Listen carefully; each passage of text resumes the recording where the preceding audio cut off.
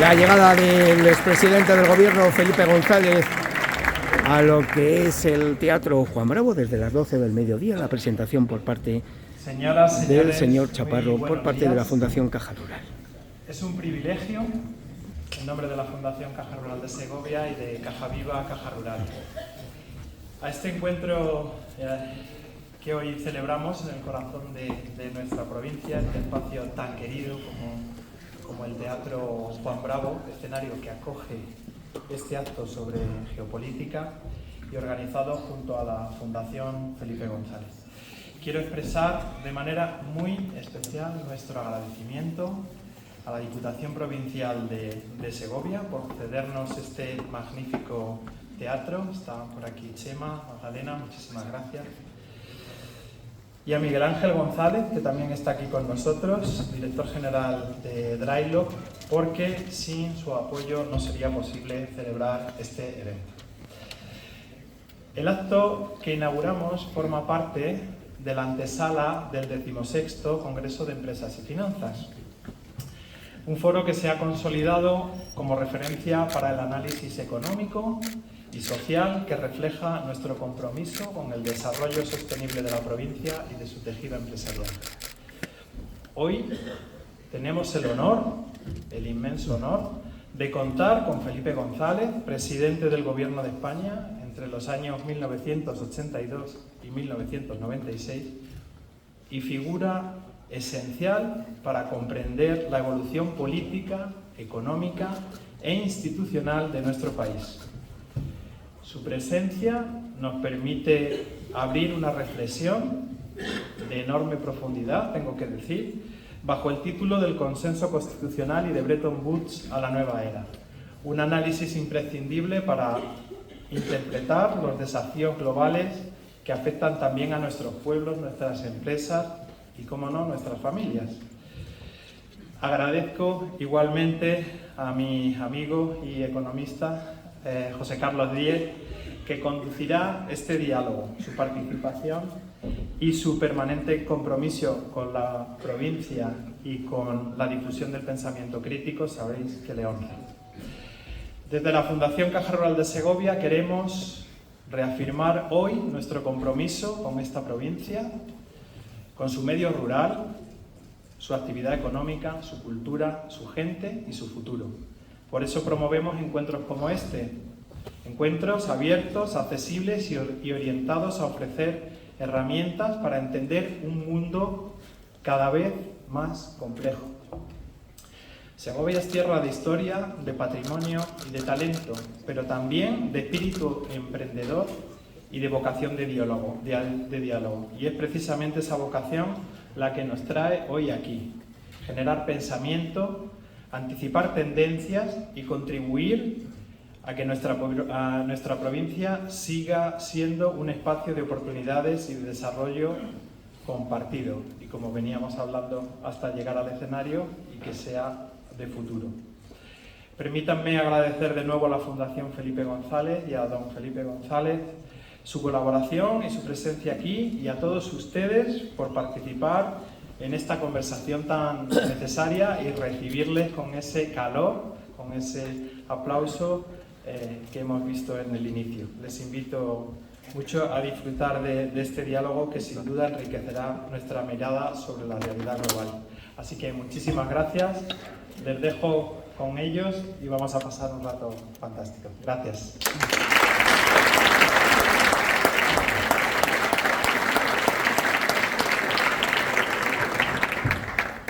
Bueno, muchas gracias.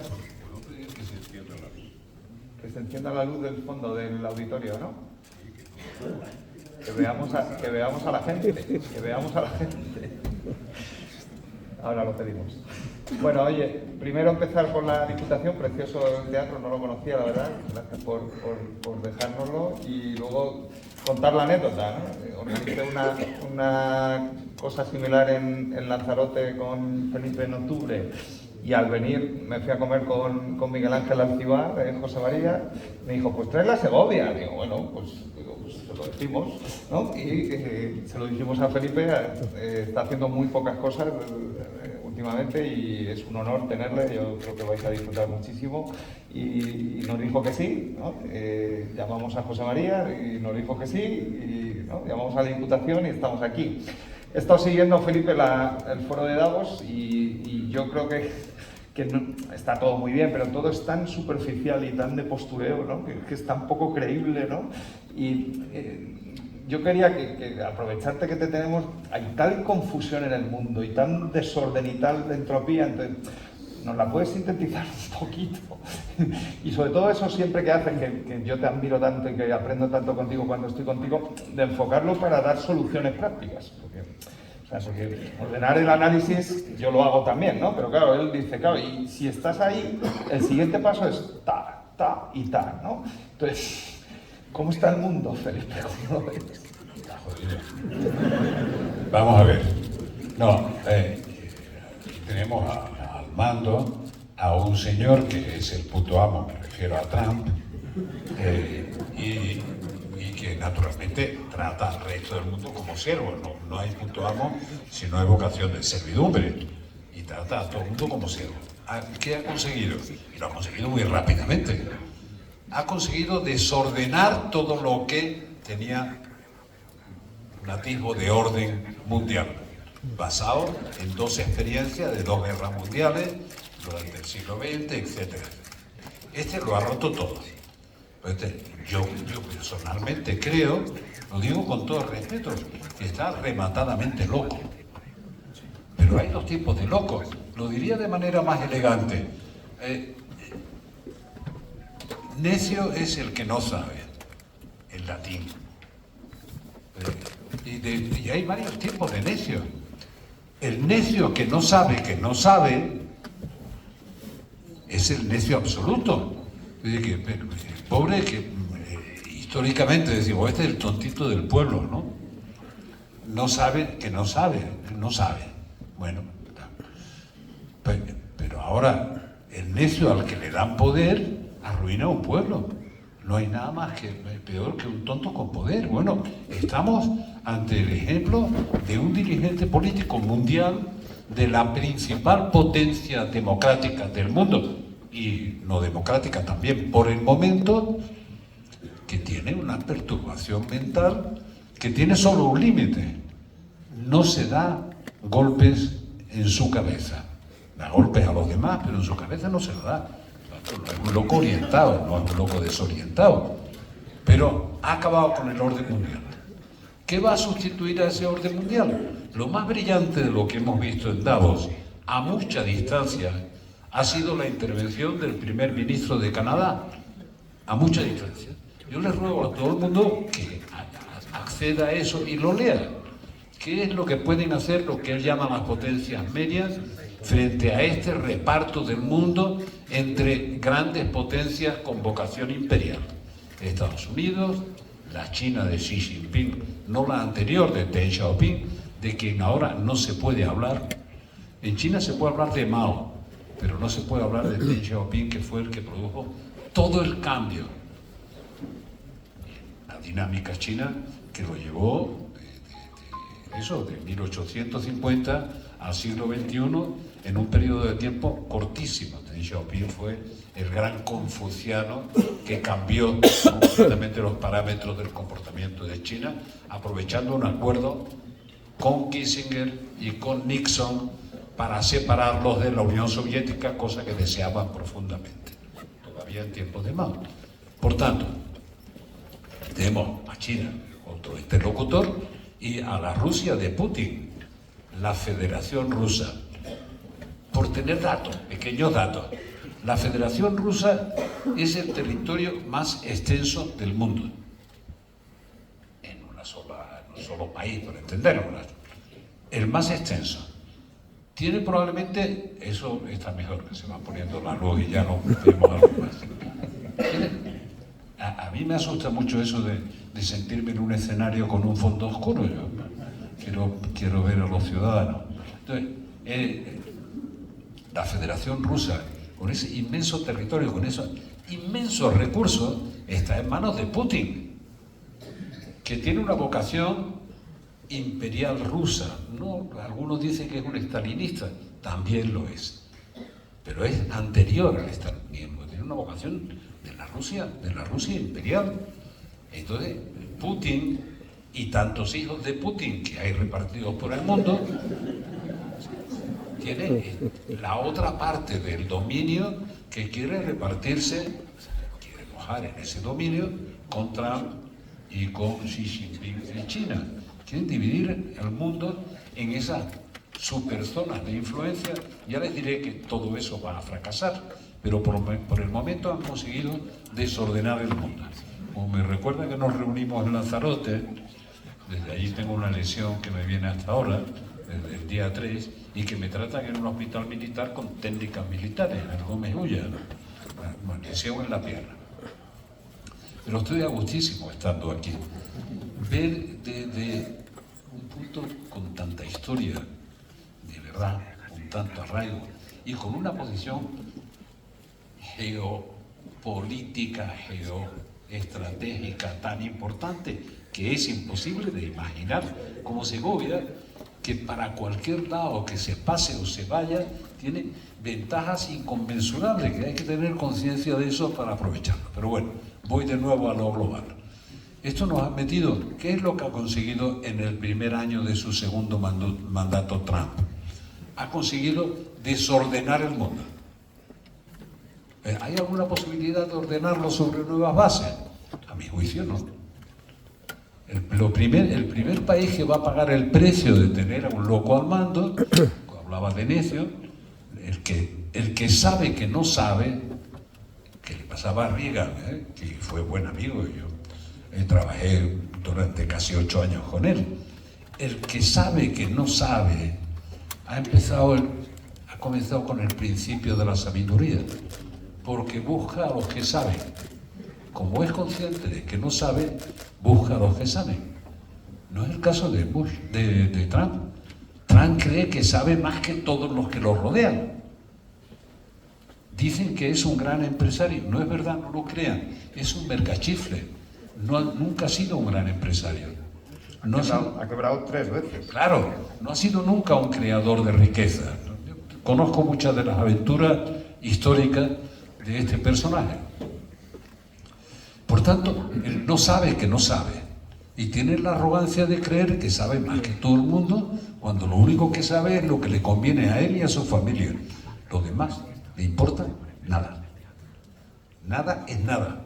Y se le ocurre esa estupidez de una especie de consejo mundial que sustituye a la ONU para gobernar nada menos que Gaza, que han destruido de manera dramática. Naturalmente, no para los palestinos. Gaza, como un resort que dice que tendrá unas posibilidades maravillosas, eso también va a fracasar. Pero un tipo que se le ocurre decir, y si usted quiere participar en esta especie de consejo que va a sustituir a la tarea que tendría que hacer Naciones Unidas, tiene que poner $1.000 millones. Pero ¿sabemos dónde van los $1.000 millones? Eso ya lo veremos en el camino. ¿Cuánto se va a quedar? Pues total, vivimos en un mundo profundamente desordenado y desordenado en un plazo de tiempo mínimo que trata de dividirse. Trump siempre se va a entender con Putin, porque algunas cosas le debe. ¿No se va a entender con Xi Jinping? Sí, se va a terminar entendiendo, porque la interdependencia no se ha frenado, no ha variado. La presencia de China, pongamos por caso, en México, que tanto le preocupa a Trump, es una presencia de una trascendencia, de una importancia real. México va a prescindir de esa presencia con inversiones que se han asentado allí, o Brasil, o cualquier otro de los países que me preocupan de América Latina, de ninguna manera. Por tanto, ese mundo de nuevas zonas de influencia nos retrotrae al siglo XIX. Voy a terminar por el final, pero verán. Cuando el mundo está en manos de los putos amos, que necesitan putos siervos, llega un momento en que cambia por la rebelión de los siervos, porque quieren dejar de ser siervos. ¿Lo hemos vivido alguna vez? tenemos siempre muy poca memoria histórica. Hemos vivido el Mayo francés, que era el que más sonaba, ¿verdad? La revuelta, y alguna cosa hemos comentado antes de entrar. Pero el Mayo francés era lo que más nos sonaba. Pero fueron las revueltas en Praga, con los tanques soviéticos entrando en Praga. También hemos hablado de Praga, incluso por conexiones empresariales, algunas, ¿no? Pero también lo vivimos en Tlatelolco, en México, y también lo vivimos en el Silicon Valley. No era una revuelta contra un tipo de régimen capitalista, no sé cuánto tal, o régimen como el del PRI en México, o régimen comunista como el de la antigua Checoslovaquia. No, era una rebelión antisistema. La gente estaba cansada de algo que creía que no funcionaba. Bueno, esto se va a volver a acelerar, porque incluso el reparto de la riqueza mundial cada día es más desigual. Si el 20% de la población tiene más del 80% de la riqueza, tiene más. Hablo a nivel mundial, estoy hablando de la geopolítica. Tiene mala solución porque la gente vive en un ambiente de tensión, de reivindicación. Esto lo digo además con más optimismo que pesimismo, Hay alguna paradita que es de las que te gustan a ti. Vamos a ver. Ahora, los que invierten ganan dinero, créanme. Y los que escriben que el mundo es absolutamente catastrófico ganan fama. Yo no quiero ganar fama, yo quiero describir lo que pasa. Por tanto, no quiero ser pesimista, porque creo que esto va a salir de este agujero. Pero mientras tanto, los que invierten están ganando dinero. Mucho. Y mucho. Prácticamente más que nunca. Y algunos de manera exagerada. Se han vuelto tan arrogantes los que invierten y ganan dinero que creen que tienen derecho a gobernar el mundo porque los gobernantes no sirven. Estos son los Elon Musk y todo esto, que están creando una élite que quieren dominar el mundo, que siga sin ninguna regla, aparte de las pocas que va dejando Trump, que siga y que avance hacia un régimen dominado tecnocráticamente y no democrático, y por tanto participativo de la gente. De eso hay una pulsión muy importante y muy interesante de seguir. No se preocupen porque no va a triunfar, porque de verdad la gente no tiene vocación de serlo, y por tanto va a haber una respuesta a eso. Y no, ni siquiera hablo de una respuesta violenta, es lo contrario, va a ser más resistencial, más de ocupación del espacio, etc. Pero por el momento tenemos primer año de segunda etapa de Trump. En el primer año ha acabado con todo el orden mundial. ¿Lo ha sustituido por un orden alternativo? No. ¿Pretende hacerlo? No. Él pretendería ser el hegemón, pretendería ser el que manda en ese nuevo desorden mundial, que es dividir al mundo por zonas de influencia. Pero de pronto hoy tenemos una noticia de la que llamo la atención. Resulta que la Unión Europea, que está catatónica, está con problemas para hacerse cargo de sí misma, pero que va a salir del agujero, igual que va a salir a Alemania, que esté pasando mal, etc. La Unión Europea se le ocurre hacer un acuerdo con la India. Nadie puede evaluar hoy lo que significa la trascendencia de ese acuerdo, como la del Mercosur, pero nadie lo puede evaluar hoy, porque la India tiene más población que China, y tiene una población mucho más joven que China, es más desordenada que China, a pesar de los mandatarios que tienen ahora. La India tiene una enorme capacidad tecnológica, dispersa, desordenada, es una verdadera revolución tecnológica en China. Entonces, si hace un pacto con la Unión Europea, es lo que recomienda alternativamente, lo recomienda el primer ministro de Canadá, el que ha hecho la intervención más inteligente, más sólida y más seria en este Davos, un poco de ridículo y de espectáculo que hemos vuelto a vivir en este momento, la más seria, el que llama la atención. la atención de lo que llaman las potencias medias. En realidad el mensaje es muy sencillo. Ningún autócrata con vocación de imperio respetará a nadie que no se haga respetar. Pero cuando la gente se hace respetar, bajan los niveles de presión, incluso en casos como el de Groenlandia, que para Trump es Groenlandia por la mañana e Islandia por la tarde. Como sigue siendo un necio que no sabe, confunde Groenlandia con Islandia. Era exactamente igual, pues tira a bulto.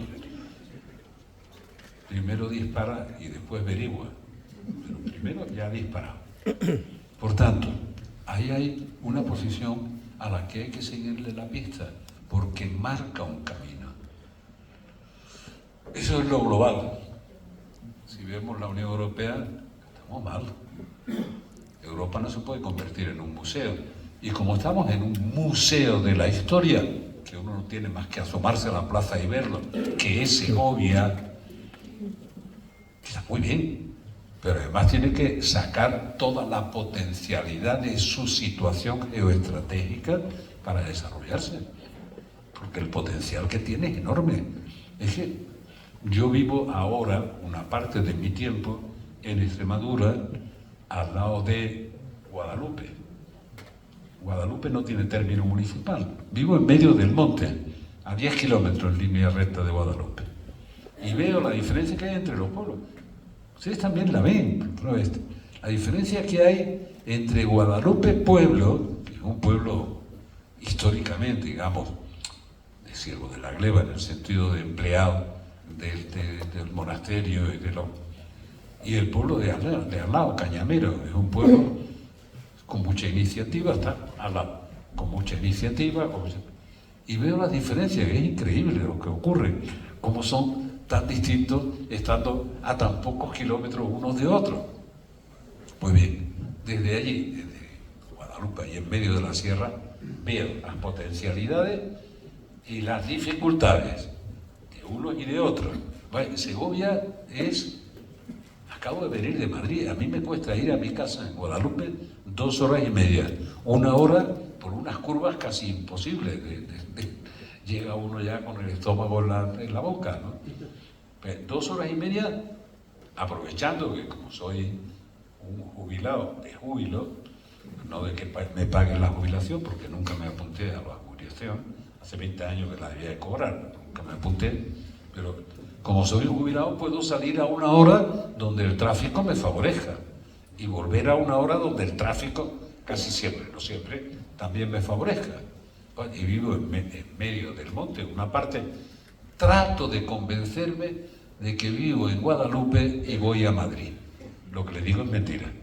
Me paso mucho más tiempo en Madrid, mucho más tiempo viajando, a pesar de que dice, no, acá lo que yo no, que hago pocos actos. Algunos, sobre todo los gobernantes, creen que hago mucho, que hago demasiadas comparecencias públicas. Pero es verdad que aparezco relativamente poco. Soy libre, se lo llegué a decir al presidente del gobierno en la última vez que tuve ocasión de hablar con él, que creo que fue el anterior congreso del partido. Digo, claro que voy al congreso del partido, encantado. Siempre que sepas que yo soy libre porque digo lo que pienso, y soy responsable porque pienso lo que digo. Si hará todo lo que pienso, sería un irresponsable, porque estaría creando incendios todos los días, y incendios ya tenemos muchos en verano. Por tanto, el mundo ha cambiado. En un año Trump ha desordenado todo lo que tenía algún matiz de orden en el mundo. Y ahora estamos en el más absoluto desorden. De ese desorden hay una perspectiva de crear un orden alternativo. Les aseguro, en manos de Trump, no, porque Trump de verdad está de psiquiátrico. No es una ofensa para él, porque además es de estos locos que nunca se pegan un tiro en el pie, no pegan a otro. O sea, no se hace daño. De cualquier bajada o subida de los valores en la bolsa, no sé cómo, pero sacan partido. Apuestan a la baja, al alza, lo alteran todo, y cuando le da un poco de miedo, da marcha atrás. Hay quien dice que gana dinero poniéndose corto, ¿no? Porque claro, siempre que él tiene la información de que la va a liar, ¿no? Se pone corto antes y gana dinero. Bin Laden ganó dinero antes del 11S porque se puso corto en los futuros de Singapur. Sin duda, sin duda. Y además eso tiene cierta lógica, lo cual altera incluso el análisis que nosotros hacemos muchas veces. Alguna vez hemos hablado de eso. ¿Qué es lo que decide alguien a invertir en algo, en algún sitio, en algún lugar? ¿Qué estudian? Estudian lo que llaman los fundamentales de la economía. Y también estudian a veces en qué barrio se vive, ¿no? Y dice, bueno, este país cómo va, cuáles son los fundamentales, cómo va su equilibrio presupuestario, cómo va no sé cuánto, ¿verdad? Lo último que estudian es el riesgo político, estudiaban. Ahora están anteponiendo, están empezando a estudiar el riesgo político. En España, por ejemplo, hacer un análisis sobre los fundamentales de la economía, aparte de que tenemos un crecimiento del Producto Bruto claro, es muy difícil, porque llevamos 3 o 4 años sin presupuesto, y creo que vamos a pasar toda la legislatura sin presupuesto.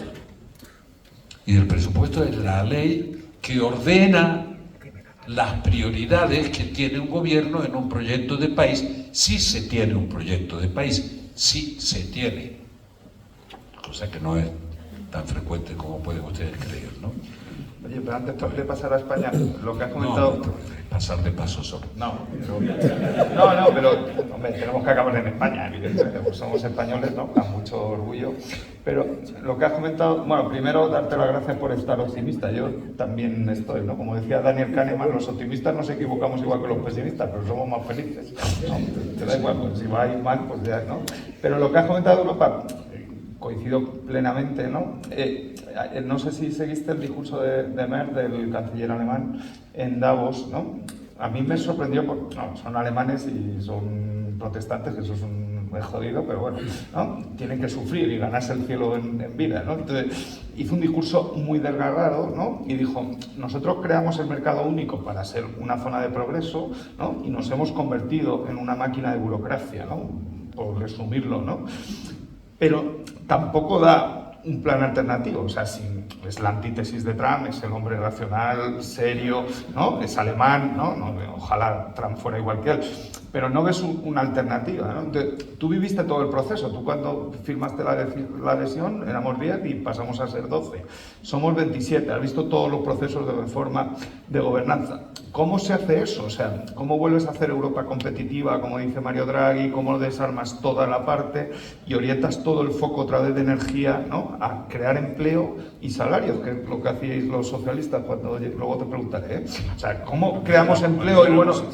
Bueno, o sea, cuando se creaba empleo y buenos salarios, ahora no se crea, ¿no? O sea, se crea mucho empleo con malos salarios. Entonces, cuando los socialistas querían crear empleo con buenos salarios, yo creo, sinceramente, que es lo que está buscando Europa, ¿no? A ver, te digo, es que es la segunda que hago. Dicen que hay desafección a la política, llena todos los auditorios, o sea, en Lanzarote había leche por sentarse, aquí has llenado en Segovia a las 12 de la mañana, que es la peor hora que puedes organizar, ¿no? Un martes, o sea, no lo puedes poner más complicado a los segovianos para venir, lleno, o sea, no es verdad que haya desafección, lo que la gente ha perdido la confianza, ¿no? El crédito de la credibilidad de los políticos de que no cree que le vayan a mejorar su nivel de vida, ¿no? Entonces, ¿cómo se hace eso en Europa en lo práctico, ¿no? O sea, en el análisis coincido plenamente. Alemania está empezando a salir. Hay un tema que desaparece del escenario. En Alemania empieza a crecer un nuevo concepto curioso, es el patriotismo constitucional, no es el jus sanguinis. Entonces el nuevo canciller habla de patriotismo constitucional, es de respeto a las reglas de juego y a la Constitución. Además, Alemania va a salir. Me gusta mucho más el discurso del canadiense, ¿eh?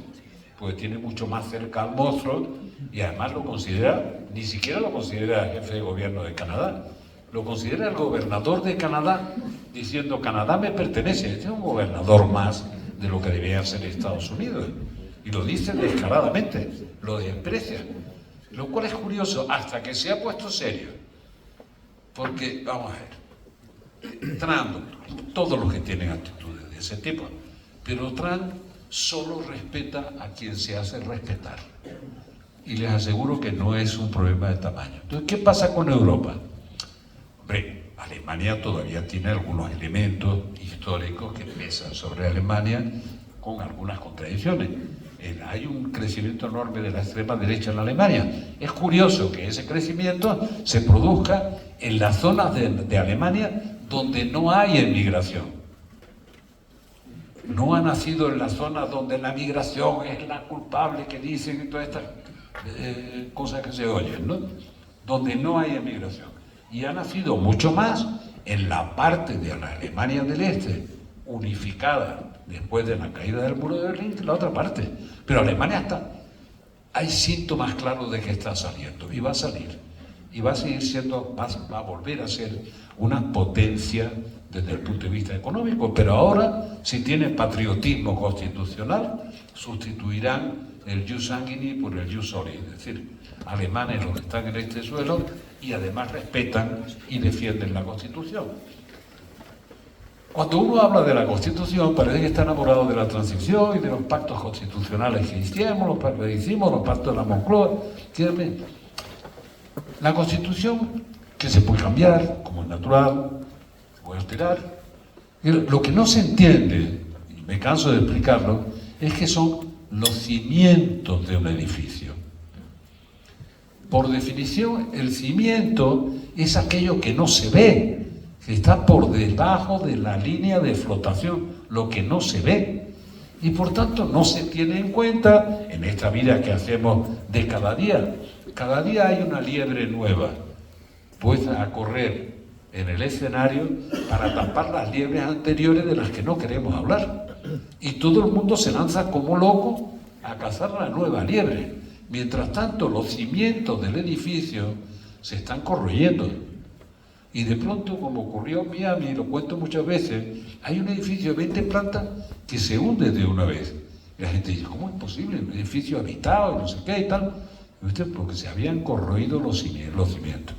Eso que no se ve, eso que no llama la atención y que a mí me preocupa porque afecta a todo. Lo primero que afecta es a la convivencia, vamos a ver. Entonces, Europa está empezando a reaccionar.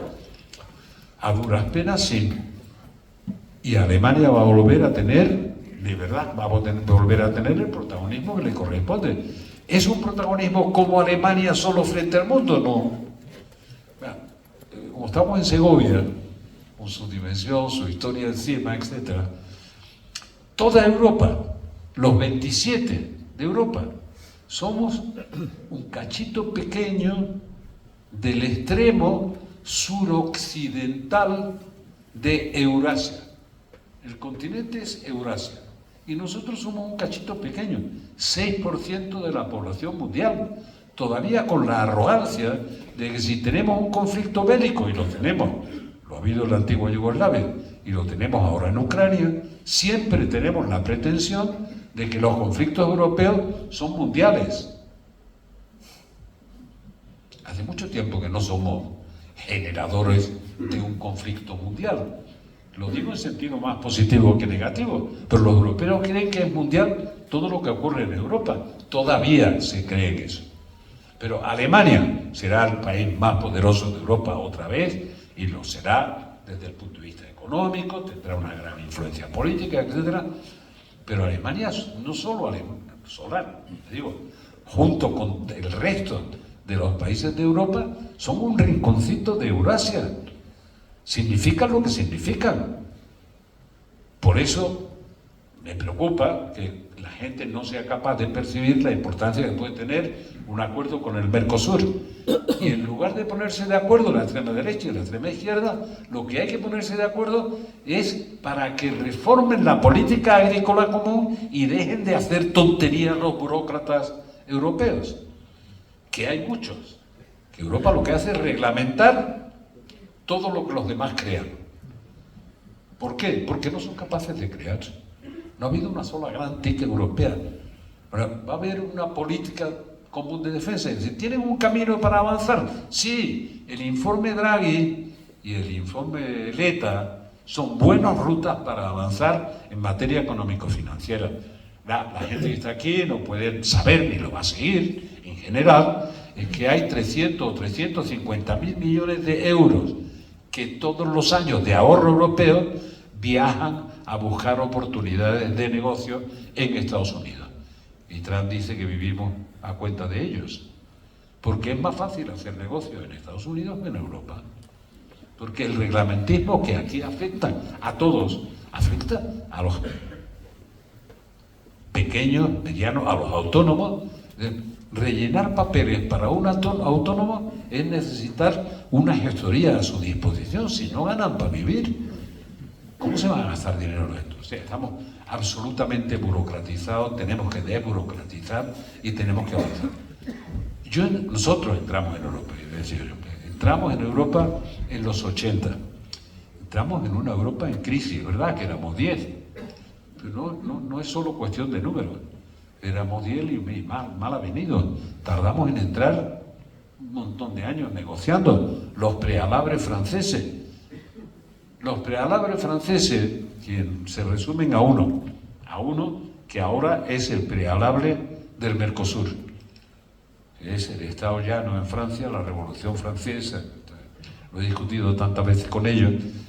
Cuando nos tiraban los camiones de fresa en Francia, iban los camiones de fresa, con Mitterrand estaba un día comiendo en Doñana, en este mes, en unas fechas como las de ahora, no, era un poquito más adelante, en febrero, y le pusieron fresas de postre. Bueno, hicimos una exhibición que lo volvió loco, porque también se tomó un queso de esto del Casar, una torta del Casar, y unos vinos que le parecieron muy buenos, y no sé qué, y la fresa. Y el hombre me preguntaba que en qué cámaras se podían conservar durante tanto tiempo las fresas para comerlas en febrero. Digo, la acaban de recoger la fresa para ponértelas en el plato. Estaba mirando y dice, ¿pero cómo? ¿Fresas en febrero? Digo, sí. Y si baja un poco más al sur, incluso un poco antes, en febrero. Estas fresas son las que tiran los camiones de fresa en Francia, cuando no vais a tener fresas hasta junio. Coño, esperar a tirar los camiones por lo menos en junio. No los tiréis en febrero, coño. Bueno, por tanto, cuando llegamos a las comunidades europeas, Europa estaba en crisis, y reaccionó en crisis profunda. ¿No tengo en el 86? No, en el 81, 82, 83, no. Nosotros, claro, cuando entramos en el 86, pero en el 81, 82, 83 fue, bueno, la crisis del petróleo. Junto con la crisis del petróleo, pero fue la crisis de las montañas de mantequilla y de carne excedentarias en Europa. Cuando cuento una anécdota la gente se acuerda más, porque acabamos de hablar de Holanda. Bueno, al lado de Holanda, los daneses tenían mucho cerdo. Entonces, como sobraba mantequilla por todos lados, mezclaban el pienso con mantequilla. Y es verdad que le daba mucho rendimiento. El problema es que los puñeteros cerdos sabían a queso. Y era un tío, dice, ahora a ver cómo venden los cerdos que saben a queso. Tuvieron que dar marcha atrás. Pero la Unión Europea en aquel momento, la Comunidad Europea en aquel momento, que se acumulaba el déficit, en aquel momento de crisis de verdad, donde se había roto un principio presupuestario, nunca las comunidades europeas han aceptado vivir en déficit, siempre tenían que tener equilibrio presupuestario. Se rompió el equilibrio presupuestario. Las comunidades europeas querían donar carne y leche, mantequilla, a zonas del mundo que se moría de hambre y no podía hacerlo. Fue una de mis grandes sorpresas. ¿Por qué? Porque competían deslealmente con los productores de carne, entre otros lados de América Latina o de cualquier otro sitio. Pero los latinoamericanos se enfurecieron de que fuéramos a hacer donaciones de esto. No donarlos nos costaba muchísimo dinero, era el almacenamiento, y además desesperaba a Jacques Delors. Lo he contado incluso ayer, lo he contado la anécdota en una conversación. Jacques Delors no soportaba como funcionario que hubiese un incumplimiento de la legalidad. Ahora la incumplimos todos los días, en todas partes. Pero él no lo soportaba. Entonces dimitía cuando llegábamos a discutir los presupuestos. Si no se arreglan los presupuestos y no se acaba con el déficit, yo presento mi dimisión. Se ponía histérico, era un cristiano compulsivo. no aguantaba ese rollo, éramos funcionarios de mucho rigor. Bueno, y estábamos en una de esas, en el primer consejo que participé ya se planteó eso, que participé plenamente. Estaba desesperado Delors, y Andreotti, que era un pájaro que las había aguantado todas, me decía, le llamó la atención, levantó las manitas y me decía, señor Delors, en plena discusión, de cristiano a cristiano, ¿usted cree razonable que paguemos todos nuestros pecados en un solo jubileo? Dice, denos un poquito de tiempo para pagar este desequilibrio fiscal, que era lo que le estaba pidiendo.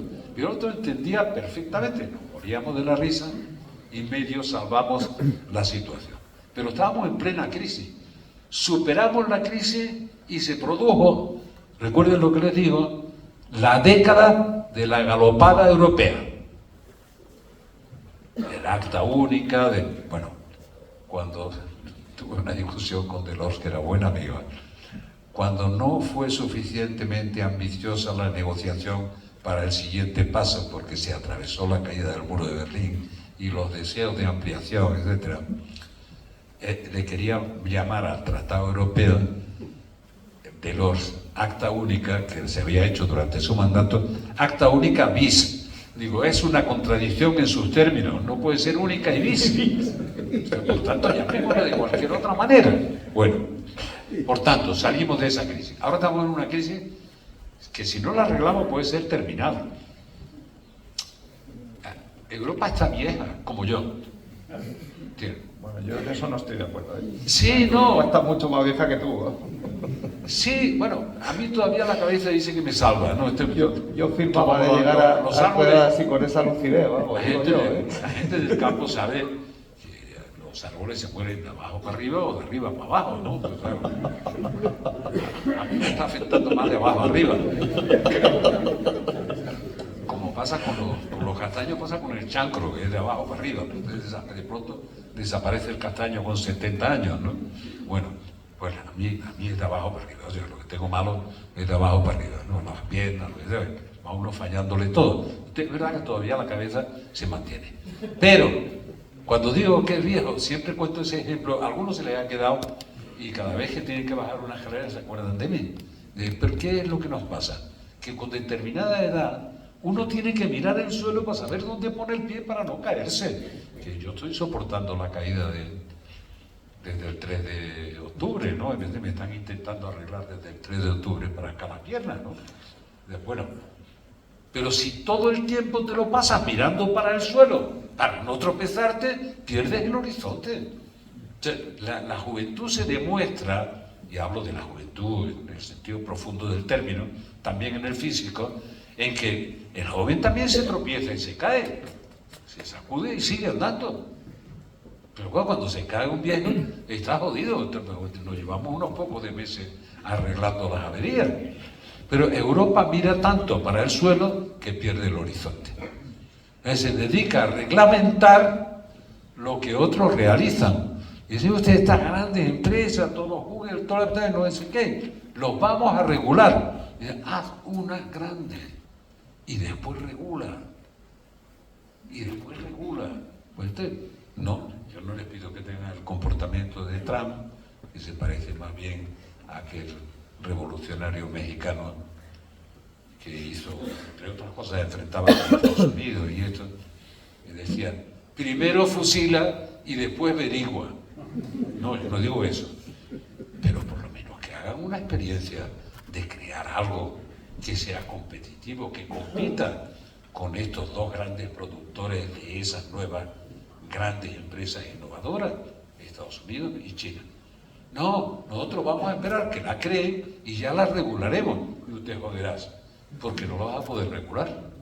Pues te van a cortar la comunicación, te van a extorsionar, que es lo que nos está pasando cada vez que hay una multa para no sé qué, para Google o para cualquiera de esos. Ya vienen detrás a responder por ello los que lo defienden. Por tanto, ¿Europa va a reaccionar? Yo creo que va a reaccionar más desde el punto de vista, y más pronto, con las propuestas que hacen Draghi, nos entendemos, o Draghi y Oleta, Yo creo que por ahí van a avanzar más, que en lo que más nos agobia ahora, que tenemos la amenaza de Putin y ninguna garantía de Estados Unidos. Entonces, perder la garantía de Estados Unidos, porque les preocupa menos, al contrario, más bien desprecian a Europa y creo que Europa vive de ellos, y estas tonterías que dice Trump todos los días, 14 veces, aunque se contradiga cada 2 horas, que no son verdad, pero nos deja en una situación de indefensión. Entonces, el avance en una política de defensa, o sea, se oye raro eso, porque aquí tenemos algunos apasionados de declararle la paz al mundo, que está bien, siempre que no te ataquen. Que le declares la paz a quien te puede atacar, o meterte un misil, o meterte un dron, y joderte la vida, no puede ser. Y ahora bien tenemos una amenaza directa en las puertas de toda Europa de las ambiciones de Putin. Por tanto, tenemos que intentar, en eso los alemanes han roto algunos de los mitos y empiezan a trabajar seriamente en eso. Eso nos va a costar más. ¿Por qué? Pues somos muy pocos no, somos pequeños a nivel global, y todos, desde esa pequeñez que individualmente afecta igual a Alemania que a España, siendo mucho más potente Alemania que España, desde esa pequeñez estamos todo el día preocupados por los campeones nacionales.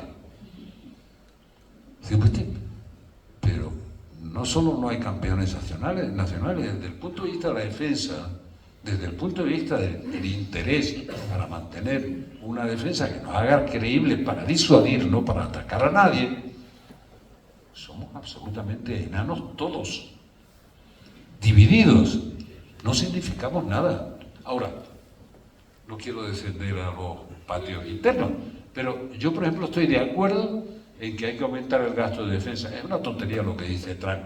El 5% y estos españoles que no aumentan al 5%.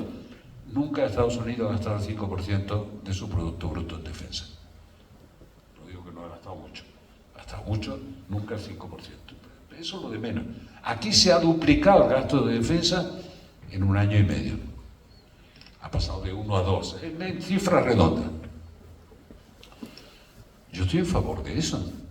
Lo que me inquieta es que no sé de dónde ha salido el dinero, porque no hay presupuesto.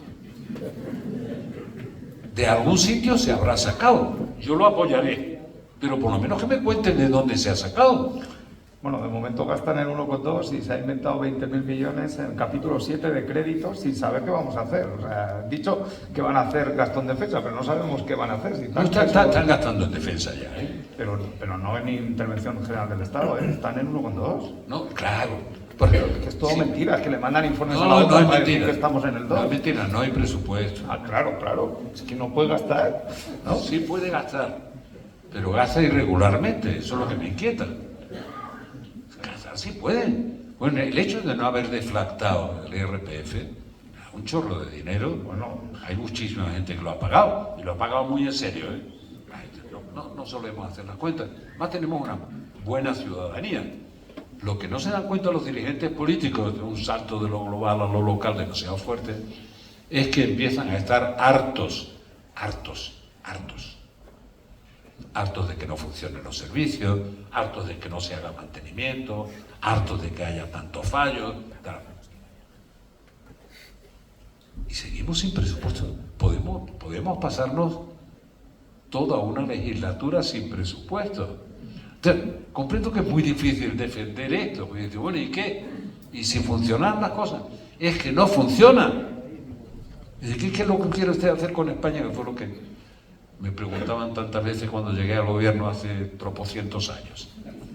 Digo, bueno, ¿usted qué piensa hacer con España? ¿Qué quiere hacer con España? Digo, quiero que funcione. Punto. Esto es lo que quiero que funcione. Que los servicios funcionen. Pues yo iba a acabar con esa pregunta. Sí, no, pero sí, pues vamos a más que eso, o sea, ¿cómo lo hiciste, no? Yo te cuento, a ver, una pequeña licencia, ¿no? Es imposible hablar al lado de Felipe, pero 1 minuto, a ver si puedo hablar, ¿no? Más o menos la especie humana lleva unos 4 millones de años en el planeta, ¿no? Llevamos 40.000 en el Neolítico con asentamientos urbanos, desarrollando el lenguaje. Estuve en una cueva en el Duratón hace poco con pinturas rupestres, o sea, en Segovia también había asentamientos neolíticos, en Pinilla del Valle, en la zona de Canencia, o sea, ¿no? Toda esta zona es muy de asentamiento. En esos 40.000 años, ayer me contaron una historia preciosa, que es que cuando haces el asentamiento y traes el agua, empieza a aparecer el tifus, la cólera y se morían. Entonces descubrieron que con el zumo de uva fermentado no se morían. Entonces empezaron a darle al vino. Oye, que esto se nos da bien, vamos a ir a José María ahora. Se morían contentos. Bueno, no morían, con el vino no morían, ¿no? Entonces vamos a ir a José María a tomar pago de carrabeja, que nos va a sentar muy bien. Llevamos 2000 años con el acueducto aquí, ¿no? Con los romanos. Entonces, yo creo que, con todos los respetos, sé que tenemos problemas y tal, yo creo que, sinceramente, Segovia nunca ha estado mejor desde que se hizo el acueducto hasta hoy. Creo que la ciudad está en un momento de esplendor, ¿no? Los europeos no se han enterado todavía que no hay que invertir en Estados Unidos, hay que venir a Segovia, pero bueno, vamos a ayudarles, ¿no? Los segovianos todavía no se han enterado todavía, pero hay que venir a invertir a Segovia, porque es un sitio muy atractivo para invertir, ¿no? Y yo estoy en eso, básicamente, ¿no? En mi dedicación aquí en esta ciudad. Y tú llegas en esos 2000 años, ¿no? En el 73 a Suresnes, ¿no? Yo tenía 2 añitos, Felipe, o sea, ¿no? Yo iba andando, ¿no? Muy pequeño, ¿no? Entonces, en 9 años modernizas el Partido Socialista, que es todo una milonga lo que están contando. El PSOE nunca consiguió mayorías como tú conseguiste. O sea, los resultados del PSOE en la Segunda República eran los que tiene ahora Pedro Sánchez, eran resultados que no permitían gobernar, ¿no? Y la falta de gobernabilidad fue uno de los problemas de la Segunda República, ¿no? Tú modernizas el partido, ¿no? Por medio se te cruza Suárez. Entonces, creo que estamos en un momento de mediocridad y de cobardía en la política, no asumen ningún riesgo. Entonces, a ti te llama Suárez un día para pedir los pactos de la Moncloa y era un encantador de serpiente. Tú dirías, joder, me la va a liar, ¿no? O sea, coño, o sea, ¿por dónde? Pero tú te sientas con él, ¿no? Hacéis el acuerdo de los pactos de la Moncloa, que bueno, pues subió. Sale el pacto constitucional, montas la estabilidad que este país nunca ha tenido desde hace 500 años. Y llegas al gobierno y dices, voy a poner España a funcionar. Y coño, la pones a funcionar. Entonces, ¿cómo hacemos eso otra vez, Felipe? O sea, ¿no? O sea, y no te podemos clonar, claro, porque si no sería más fácil, ¿no? Pero si clonar un Felipe González o un Suárez, ¿cómo volvemos a hacer otra vez el pacto constitucional de consenso y de concordia? ¿Y cómo volvemos otra vez a generar empleo con buenos salarios? ¿Qué es lo que hiciste tú? Sanidad, educación, que no se salgan los trenes, coño, que no se apaguen las luces, o sea, que no haya apagones, joder, tampoco pedimos tanto. O que llegue la luz, o que llegue el agua.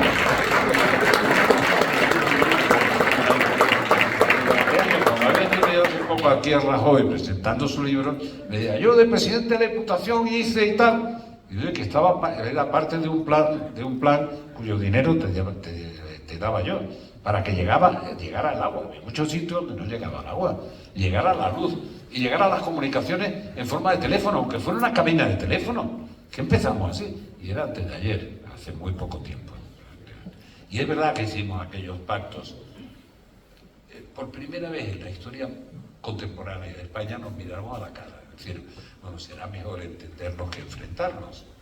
Pero lo que me plantea es un problema más serio, verás, es un problema de liderazgo. ¿En qué consiste el liderazgo? Os lo explicaré, es muy fácil. Porque estamos viviendo una crisis de liderazgo dramático. Incluso las cosas que van bien, la gente las ve mal. El estado de ánimo de la gente es malo, en general. En general. Y tiene muchas razones para estar preocupados, ¿no? Es decir, el líder tiene que ofrecer un proyecto. Iba a decir el líder de un país, pero puede ser el líder de una empresa o puede ser el líder de un grupo criminal como Bin Laden. Pero tiene que ofrecer un proyecto de país que sea lo menos mercenario posible, porque no es un proyecto en su provecho, sino en el provecho del país. Y eso se nota. Usted que yo no hago los cambios, ni hago la política para que me favorezca, porque al final la vida se acaba y va a haber un saldo de lo que has hecho de verdad. O sea, después de tener la potestas, que es el boletín oficial del Estado, lo único que te queda es la autoritas. Y la autoritas es una cualidad moral. Y la gente te recordará, porque ejerciste la potestad con liderazgo y con autoritas, con valor moral. Por tanto, cuando eso desaparece, que es la potestad, se queda la autoridad. Esa es la primera cualidad del liderazgo. ¿Cuál es la segunda? Hacerse cargo del estado de ánimo de los demás. Si no te haces cargo del estado de ánimo de la gente, ¿qué puedes hacer? Hay más, y no seguiré, porque lo hemos discutido muchas veces. Recuerdo una reunión con Clinton y Haven, estábamos ahí con Fernando Enrique Cardoso, y una señora de Nueva Zelanda, primera ministra, ¿ustedes han ejercido el liderazgo? ¿En qué consiste? Bien, hice unas anotaciones, tenía al lado a Clinton, que me daba así en el brazo, eso está ahí, y tomaba su nota. Después ya nos divertíamos mucho yendo a él, tocaba el saxo no sé cuánto en un club allí, porque se libró de la guerra del Vietnam viniéndose para allá. Así que, vamos a ver, hacerse cargo del estado de ánimo de la gente. Dice, estamos oyendo, es mal momento para decirlo porque se atraviesa con el drama que hemos vivido del accidente ferroviario, pero he oído tantas veces decir en los últimos años, tenemos el momento más brillante, más espectacular de la alta velocidad en toda la historia de España y no sé cuánto y no sé qué. Pero no llegan los trenes a tiempo. Es que se estropean. Y se salen. Es que no estoy hablando del accidente, y se salen. Es que hay 24 descarrilamientos al año. Eso es. Se salen los trenes de la vía. Es, claro, pues no hay y se apagan las mantenimiento. luces, todavía no sabemos la causa del apagón. Es que no nos han dicho por qué nos quedamos un día así. Claro. Porque, oye, yo me quedé en Vigo y me pegué 2 mariscadas por apoyar a la hostelería, ¿sabes? Que yo tengo un gran recuerdo del apagón, pero en Drydock, no, perdimos 2 millones de pavos porque no pudimos hacer pañales. Todavía no nos han llamado ni nos han dicho por qué no hicimos pañales de Drydock. Es que no sabemos. No, porque fue tan extraño y tan complicado que no se saben las causas todavía. Déjalo, Carlos. Nos va a pasar con todo. Veamos. Por eso yo estaba harto de que me preguntaran, ¿qué quiere usted hacer con el país? Teníamos un montón de proyectos. Un montón, créame, un montón de proyectos. Pero lo primero es que tenemos que tener claras algunas prioridades. Cuando yo veo algunas fuerzas políticas que dicen 100 medidas que hay que tomar para entrar en un gobierno regional, 100. Digo, si estos tienen 100 prioridades, es que no tienen ninguna. Es decir, que no saben lo que hacer, como es natural. Dice, ya al final, el resumen, porque si no tenía a mi amigo Juan Alarcón, que cuando gané las elecciones ya se fue de mi lado, me dijo, no, yo me voy de tu lado porque a ti te van a matar. Puede ser un accidente de aviación, en lo que sea. Y tú vas a salir a 5 columnas. Y en una esquinita abajo va a decir, también murió el chofer que se llamaba Juan Alarcón. Me parece humillante, así que yo me voy a Sevilla de nuevo. Esa aventura no la aguanto contigo. Bueno, repito, bueno, vamos a ver, para tomárnoslo en serio. No se dan cuenta de que el estado de ánimo de la gente es totalmente negativo. ¿Cómo eso se responde diciendo, estamos mejor que nunca y vamos mejor que nunca? Hombre, crecemos más que otros países europeos. Y el crecimiento del producto no tiene un mecanismo de redistribución que nos evite ser una de las economías europeas con más pobreza infantil. Por lo menos eso debería de impedírnoslo. Por lo menos ese pequeño detalle. ¿Hay que redistribuir mejor el ingreso? Sin duda. ¿Hay que mejorar los salarios? Sí. Pero si alguna vez os encontráis con estas chicas de sumar, para que no siga restando, es decir, aumentar los salarios y mejorar la productividad y la competitividad para seguir creciendo, mejorando los salarios. Pero mejorar los salarios, dice, vamos a hacer el salario mínimo. En Extremadura, el salario mínimo, si se quitan todos los empleados públicos, lo repito, para que no se olvide, empleados públicos, funcionarios y empleados públicos, el salario mínimo es equivalente al salario medio de la región, quitando, repito, los empleados públicos. Por tanto, ya no aspira a ser el 80 o el 90%, no, eso pasará en el País Vasco, pasará en algunas zonas de Cataluña.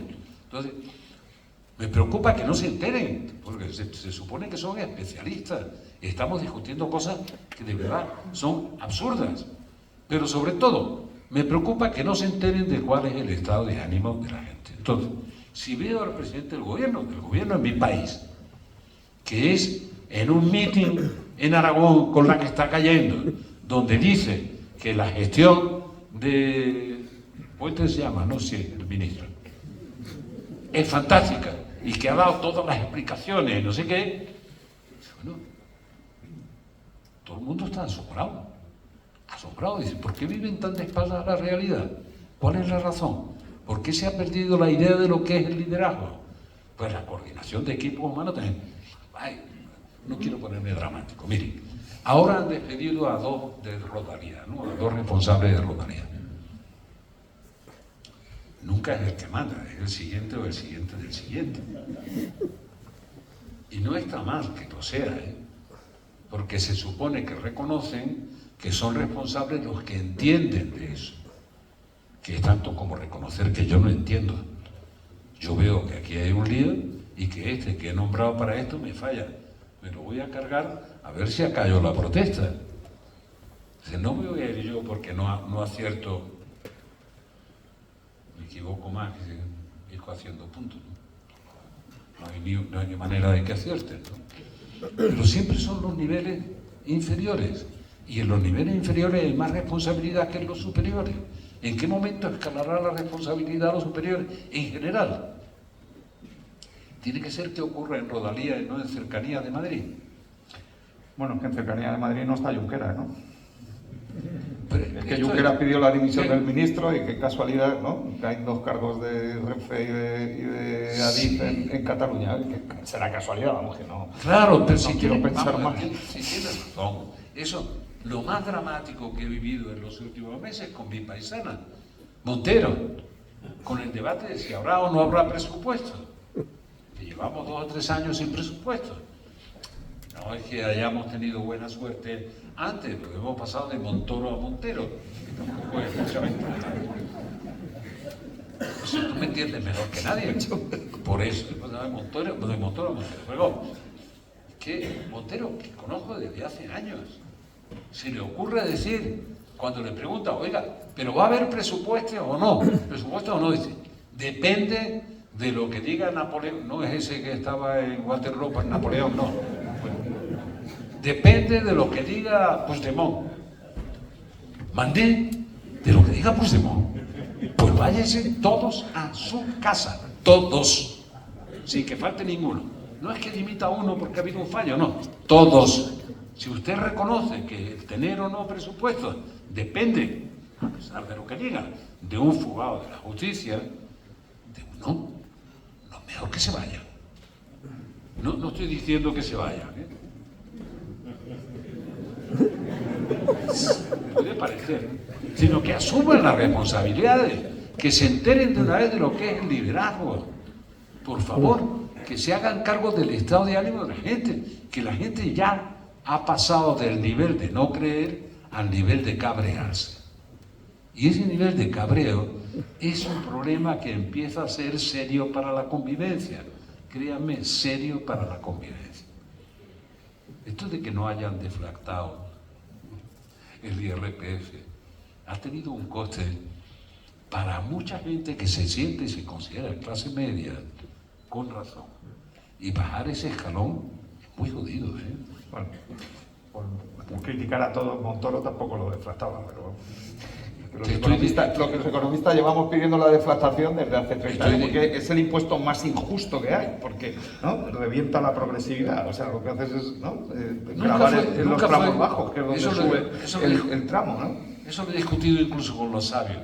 Nunca fue demasiado justo, nunca, porque siempre el ingreso por IRPF en una población, hablo de algunos de los cálculos que hacíamos hace 40 años, en el que el 52%, digamos, o el 53% de la población cobraban una nómina, que no había manera de ocultarla, y aportaba el 80 y pico por ciento del ingreso de IRPF, y el resto, el 46% restante, que no aportaba nómina, pagaba el resto, justo, pues tampoco, las grandes cifras nunca han dado, y a mí siempre me ha inquietado, porque teóricamente el IRPF es el impuesto más progresivo que existe. Pero ¿hasta qué límite? Hasta el límite de que es progresivo entre los que cobran controladamente, los que cobran con una nómina o un papel donde consta efectivamente cuáles son sus ingresos. Nos estamos metiendo ya en el jardín que le gusta a este. A mí no, me gusta más la geopolítica. En el Parlamento aquí. Europa va a reaccionar, espero. ¿Está reaccionando tarde? Sí. ¿Tiene que darse prisa? Sí. ¿Por qué? Porque la reacción europea, para ser eficaz, va a tardar 10 años en producirse. Pero tenemos que tener capacidad de disuadir al aventurero de Putin con los hilos de Putin. Y es muy peligroso que nos pase en este país, porque hay extremos tocándose que están en contra de políticas de defensa de Europa. En contra.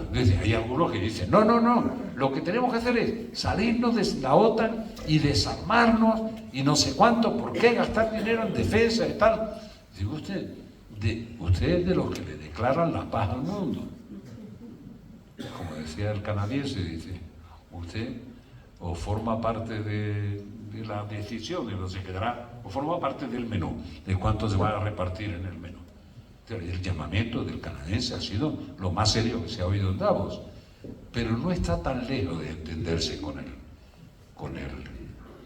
el alemán.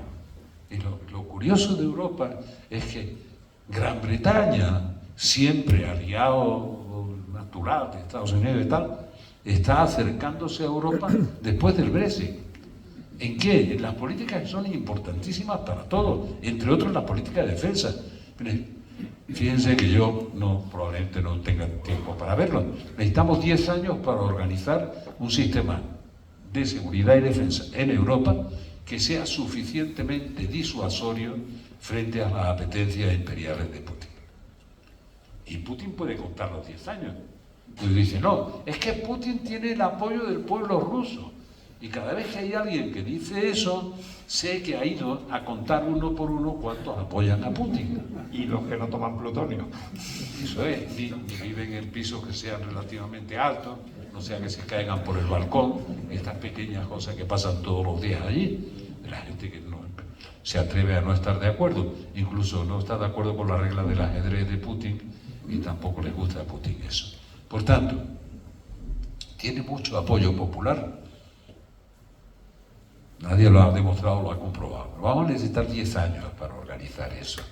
Mucho menos si hicieran caso del informe Draghi y Letta para arreglar los problemas, que son problemas interesantes, de cuál es la arquitectura financiera de la Unión.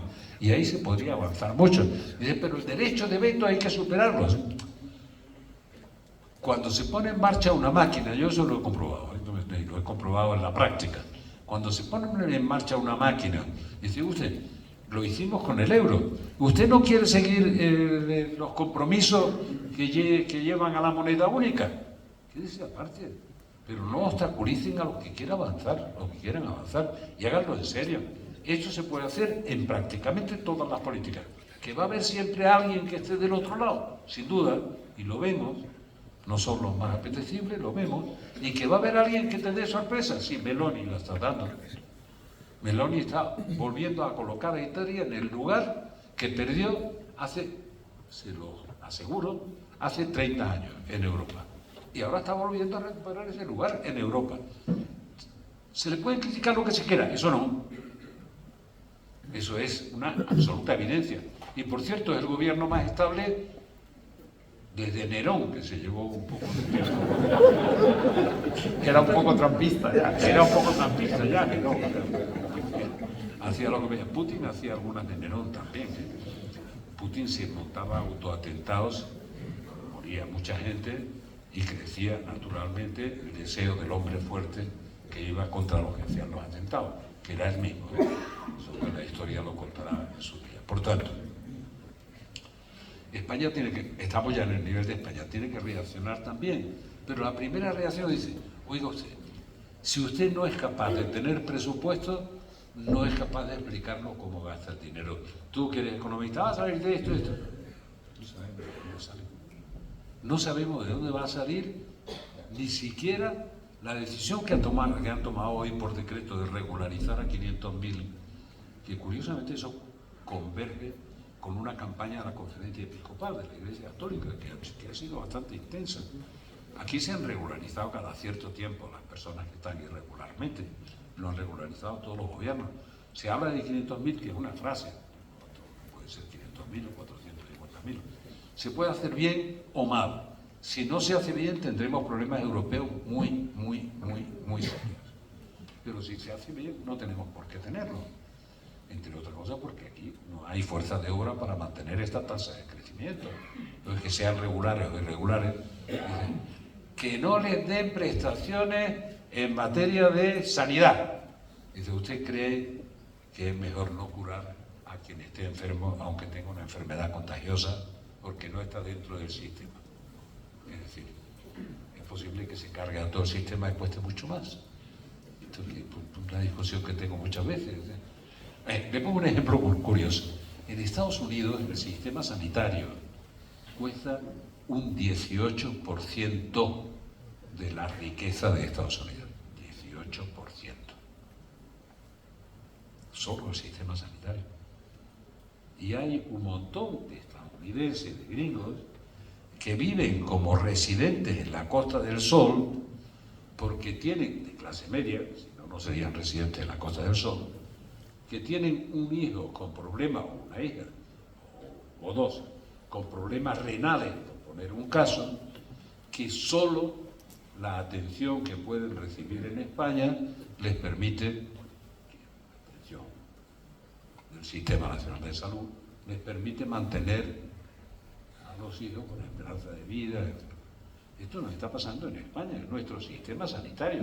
Luego, en nuestro sistema sanitario no gasta ni la mitad de lo que gasta en salud Estados Unidos. Repito, ni la mitad.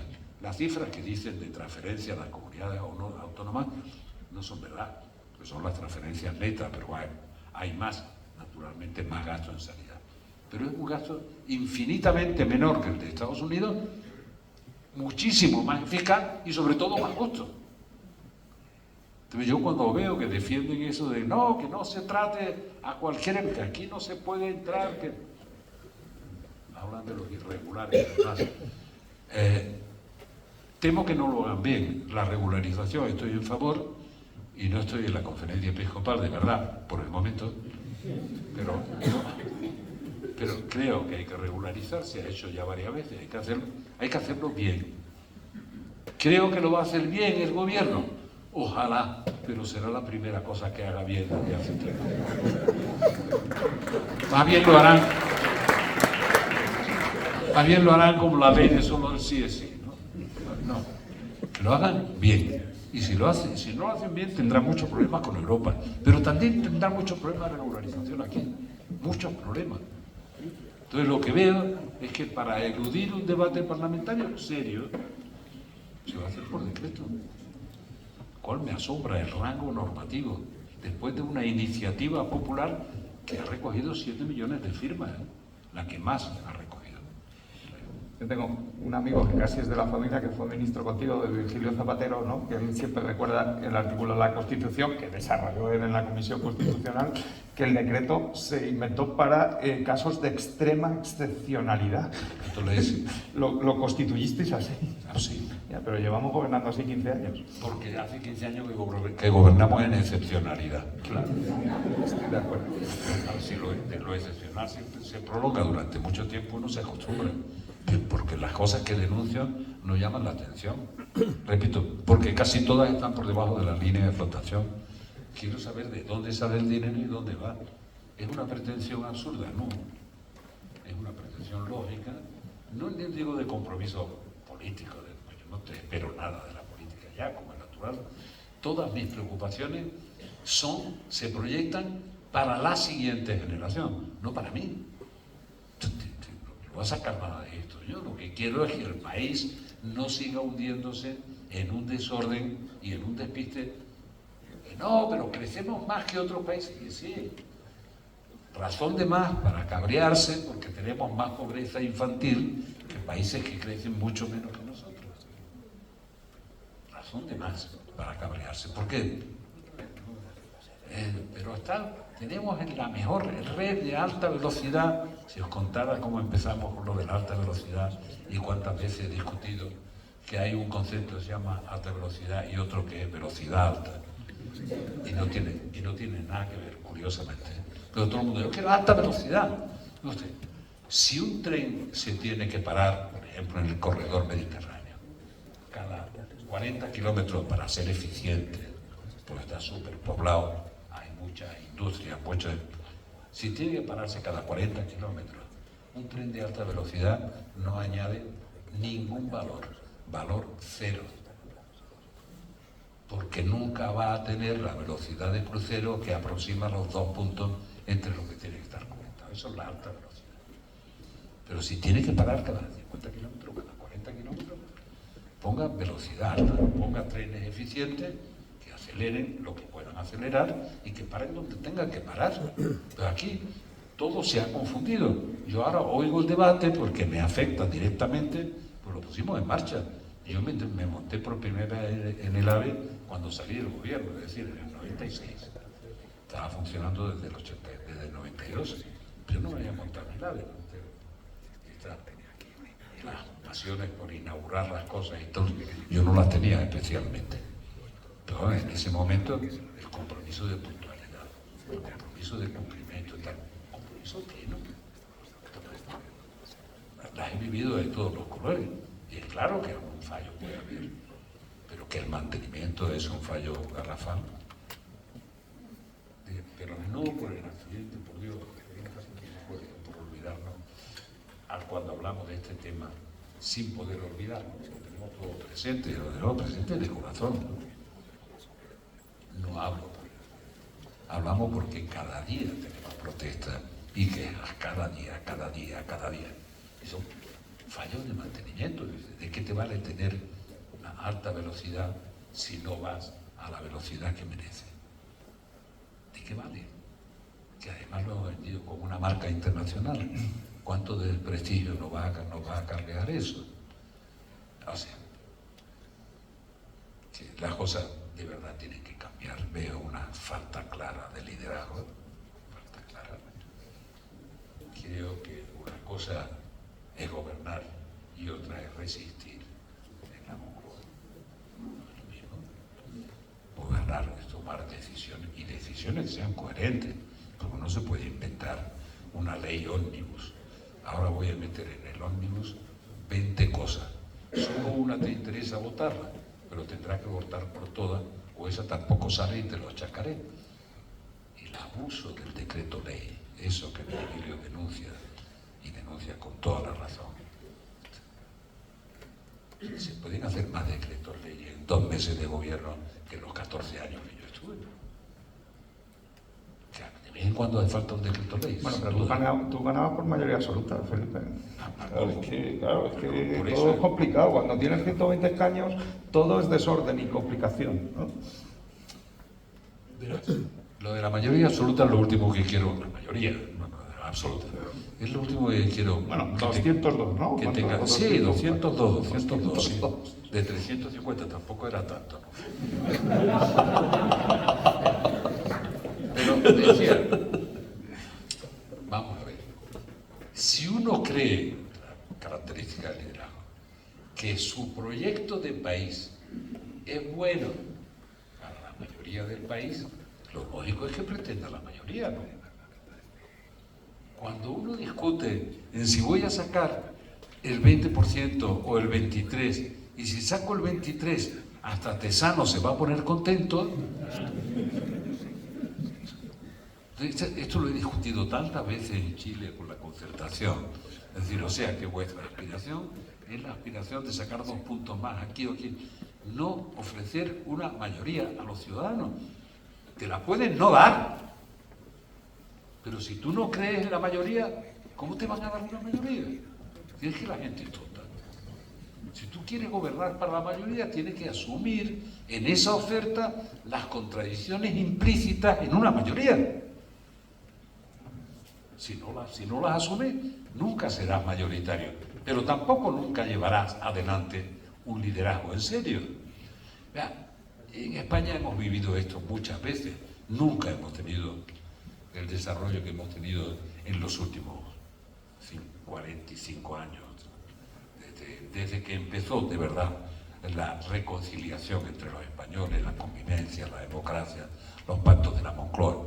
Nunca esa experiencia no la hemos vivido antes.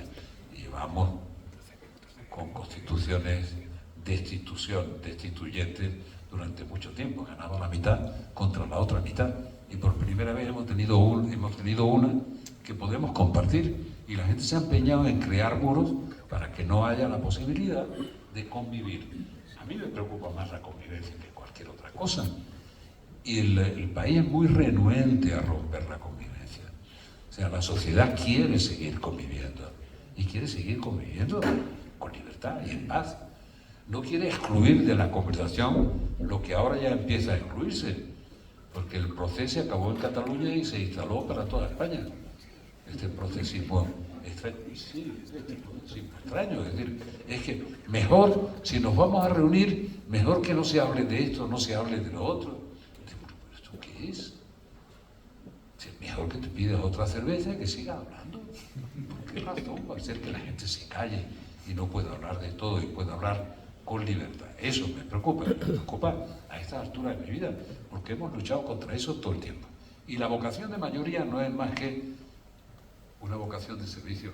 Miren, aquí ha habido siempre esa pelea entre los que eran de Prieto y los que eran de Largo Caballero, y Prieto, cuando iba a Córdoba, lo recibían a tiros, y estas cosas que nos pasaban, estos pequeños detalles que casi todo el mundo olvida.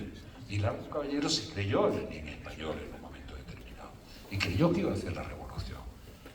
Y 2 semanas antes de morirse, decía: no era la revolución lo que estaba en juego, sino la libertad. Si la gente se quiere parar a pensar eso, lo que nos jugábamos no era la revolución, sino la libertad. Y como nos confundimos, la perdimos. Y esto tiene que estar en la masa crítica del pensamiento de la gente que dice que es de izquierda. Dice que yo soy de derecha, y además, incluso García Páez es de derecha, porque además tiene la mala costumbre de ganar las elecciones, pobrecito. Pero ¿cómo se puede ser de izquierda y ganar elecciones? Es imposible. Nada, es que está pasando en todo el mundo. La última excusa que veo, que oigo, es que no, es que en todo el mundo está pasando igual. Alguien tendrá que descubrir en qué momento nos salimos del carril, como diría Fernando Abril, cuando llegamos al gobierno y algunos protestaban. El propio Fraga decía, y lo llamé y hablé con él, era líder de la oposición, después de la mayoría absoluta, que en 2 años perderíamos el control de la inflación y del orden público. Y que en ese momento la gente se volvería hacia él pidiendo ley y orden. Entonces yo hablé con él en el despacho y le decía: mira, Manolo, si esperas que eso ocurra, seguramente no tendrás la oportunidad de habitar esto que llaman el Palacio de la Moncloa, aunque tenga poco de palacio y mucho de Moncloa. No tendrás la oportunidad de estar aquí. Pues que no crees que no soy consciente que no se puede perder ni el orden público ni la inflación. Esa lucha la vamos a dar, y la vamos a dar en serio, porque es lo que de verdad, el peor impuesto que existe contra la pobreza es la inflación. Que se lo digan a los venezolanos. Que se lo digan a los venezolanos. Por cierto, que eso sí que lo quiero aclarar. Hay tanta gente que dice aquí: esto se está convirtiendo en Venezuela. Cuando lo oigan decir, bueno, para no crear, ríanse. No, en Venezuela, si algo de lo que ocurre allí ocurriera aquí, sería un escándalo insoportable. En Venezuela lo que funcionan son los colectivos. El que habla mal de una figura del gobierno o la critica, o está en el exilio, o está en la cárcel, o no puede hacer política, o no puede hacer nada. O está muerto si se pasa la... Está muerto, claro. Pero si no, si se encuentra con los colectivos... Si se pasa la tortura, muchos mueren, ¿eh? Sí, muchos. Bueno, tenemos algunos, habitando en nuestro territorio, que son los creadores del Servicio Bolivariano de Inteligencia, los creadores de un lugar donde he tenido algunos amigos, he ido a defender, un lugar llamado La Tumba. Era un banco a punto de terminarse, de los que cuando pasaba Chávez decía, exprópiese. Y a 6 metros bajo tierra estaban las cajas fuertes del banco, sin estrenar. 6 metros bajo tierra, enterradas, lo cual es muy típico.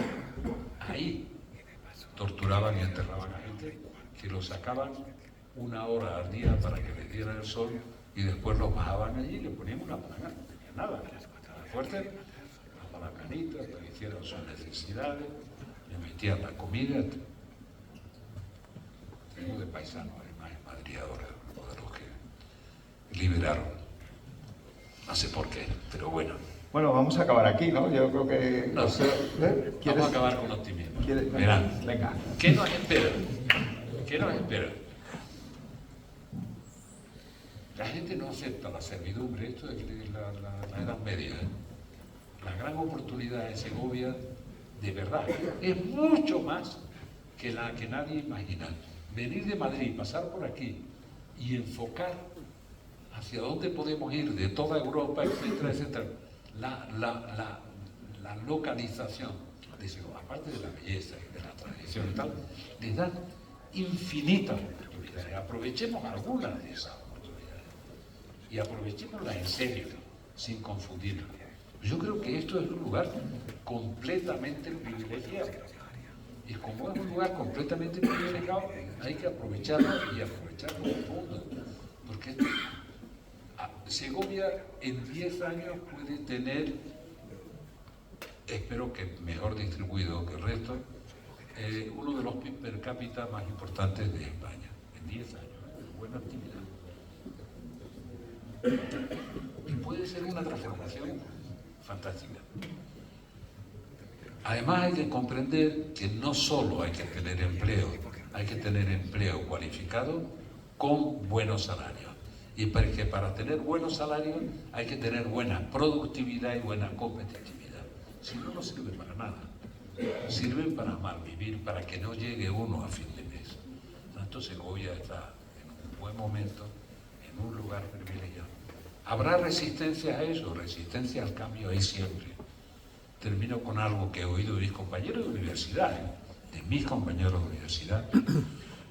que me decían, que cuando en el curso éramos 30 o 40, ahora en cada curso hay 2000, pero éramos 30 o 40, y me decían, oye, si todo el mundo va a la escuela hasta los 16 años, ¿quién va a trabajar en el campo? Es sobrecogedor. Tú venías de una vaquería. Yo soy hijo de vaquero, a mucha honra, por cierto, porque algunos quieren distanciarse de lo que son o de cuáles son sus raíces, ¿no? Sí, claro. Por eso entiendo bien que las varas de avellano hay que recogerlas ahora, en febrero, en noches de luna llena, porque le duran a uno toda la vida. Y son buenísimas, por tanto yo sí soy hijo de vaquero. Y bueno, mi madre, la pobre, que se puso a trabajar con 11 añitos y medio, pues cuando tenía que leer algo que le resultaba confuso, me decía, oye, léeme esto que no encuentro las gafas. Y yo, para que no se hiciera el esfuerzo de buscar las gafas, le leía lo que quería o lo que necesitaba. Y repito, a mucha honra, no tengo ningún problema, no tengo ningún sentimiento de desclasamiento, ni ningún afán de desclasamiento. Por eso me preocupan tanto los problemas del campo. Ahora nos estamos equivocando con la PAC. Hay que negociar la PAC en este momento y negociarla de verdad para que dejen de hacer esto que llaman economía verde, que consiste en pensar que quien estorba en el campo es el ser humano, lo cual es una estupidez, porque quedan muy pocos y con esa técnica quedarán menos y dependeremos de aquello contra lo que se hizo la PAC. Dependeremos para sobrevivir de que otros puedan o no boicotearnos, cosa que fue uno de los fundamentos de la creación de las comunidades europeas en su época, la del carbón y el acero, para que no se pelearan los alemanes y los franceses todo el tiempo. La PAC, para que no tuviéramos que emigrar masivamente durante el siglo XVIII y el siglo XIX, y una buena parte del siglo XX, porque tuviéramos suficiencia agroalimentaria. No quiere decir que no tuviéramos comercio agroalimentario, sino suficiencia. Ese es el origen de la PAC. Y la tercera pieza del puzzle para construir esa convivencia fue Euratom. Dice, oiga, ya se ha descubierto la energía nuclear. Intentemos no hacer de eso un factor de hegemonía de una potencia sobre otra potencia. Sobre esas tres bases se fue construyendo todo el edificio en el que vivimos. Yo siempre he sido europeo, como todos los que viven en Europa, pero he sido europeísta, porque sé que solo no tenemos nada que hacer. Con Europa tenemos posibilidad de hacer cosas, sobre todo si Europa despierta de este sueño en el que yo me la encontré, sueño de somnolencia, en el que yo la encontré cuando llegamos a Europa. Estábamos en una crisis parecida a esta, y de ahí hicimos un enorme esfuerzo. Ahora hay que hacer otro enorme esfuerzo en beneficio de todos, no un enorme esfuerzo en beneficio de no se sabe qué. Y hay algunos fallos de liderazgo, pero sobre todo de burocratización del liderazgo, que creen que todo se arregla con más burocracia, más burocracia, más burocracia, más normas, más normas, más normas. Y habría que decirle a Úrsula y a otros lo que decía Don Quijote a Sancho Panza cuando iba a gobernar la ínsula Barataria, que el pobre se lo había creído y iba de gobernador a la ínsula Barataria. Y Don Quijote le dice, amigo Sancho, pragmáticas leyes, pocas y que se cumplan. Que no puede ser un consejo más sabio que ese. Pragmáticas, pocas y que se cumplan. Gracias y que os vaya bien.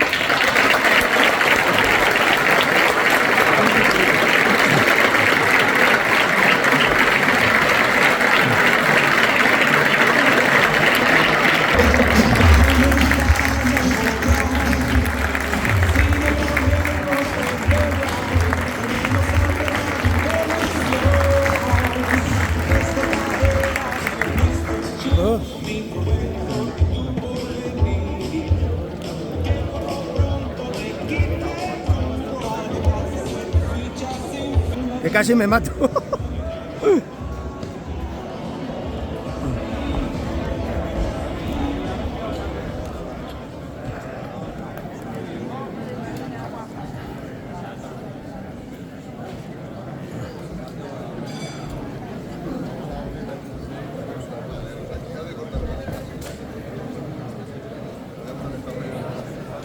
Bueno, pues ha sido el arranque de este Congreso Empresas más Finanzas de la Fundación Caja Rural aquí en el Teatro Juan Bravo, con la presencia del presidente del Gobierno, Felipe González, en esa conversación con el economista José Carlos Díez.